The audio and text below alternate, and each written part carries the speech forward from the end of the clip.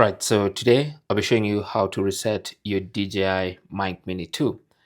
Now, to reset and repair this in case they're not connecting, so for instance, you can see one is connected. Sometimes only one might be connected while the other one is not, is still blinking like this. Okay, so to reset, first thing you need to do is put the receiver in pairing mode.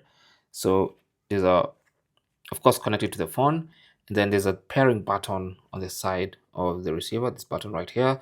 So you want to press and hold that button until the two lights start blinking on both channels, as you can see.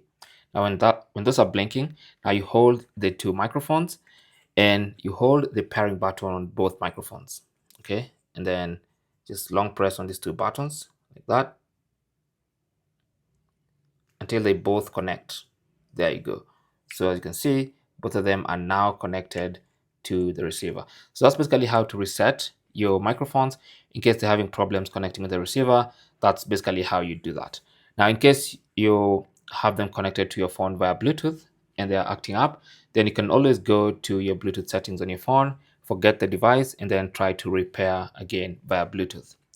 Thanks for watching. Don't forget to like and subscribe, and good luck.